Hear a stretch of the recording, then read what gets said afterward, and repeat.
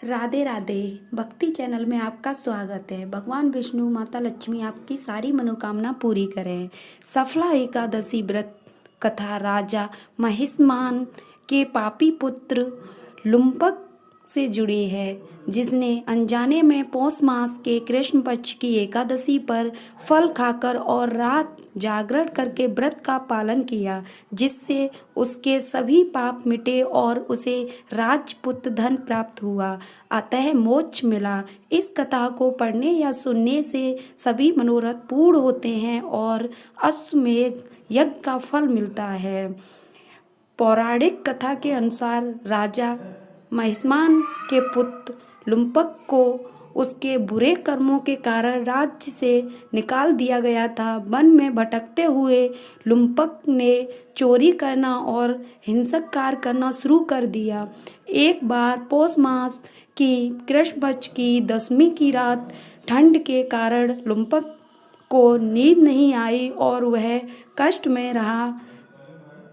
सफला एकादशी के दिन वह भूख से दुर्बल होकर वन में भोजन की तलाश कर रहा था और उसे गिरे हुए फल मिले। उसने वे फल पीपल के वृक्ष की जड़ के पास रख दिए और भगवान विष्णु से प्रार्थना की, हे ईश्वर, ये फल आपको ही अर्पण है, आप तृप्त हो। इस प्रकार अनजाने में उनसे फल खाकर और रात भर जागरण करके एकादशी व्रत का पालन कर लिया, जिससे उनके सभी पाप नष्ट हो गए।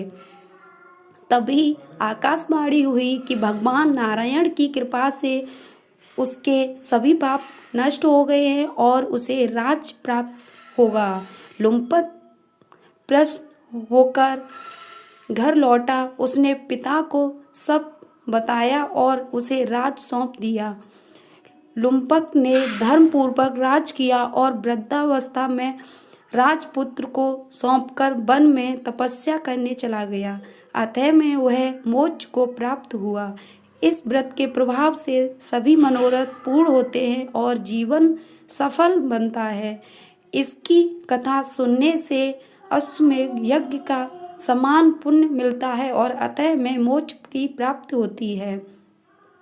सुबह स्नान के बाद स्वच्छ वस्त्र पहनकर भगवान विष्णु की मूर्ति या चित्र के सामने घी का दीपक जलाएं, तुलसी दल और पीले फूल अर्पित करें। 108 बार ओम नमो भगवते वासुदेवा मंत्र का जाप करके इससे मन शांत होता है और बाधाएं दूर होती हैं। रात को विष्णु सहस्त्र नाम का पाठ करके से सभी पापों का नाश होता है और कारोबार में सफलता मिलती है। शाम को तुलसी के पौधे के पास एक घी का दीपक जलाएं और ओम नमो भगवान विष्णु और माता लक्ष्मी के सामने 9 बत्तियों वाला दीपक लगाएं, जिससे घर के से नकारात्मक ऊर्जा दूर होती है।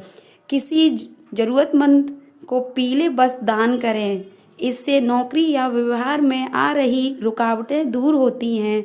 इस दिन अन्न, वस्त्र या धन का दान करना शुभ माना जाता है, जिससे लक्ष्मी की कृपा बनी रहती है। पूरे दिन फलाहार करें, अन्न का सेवन न करें, विशेषकर चावल, और क्रोध, झूठ बोलना व वाद विवाद से बचें।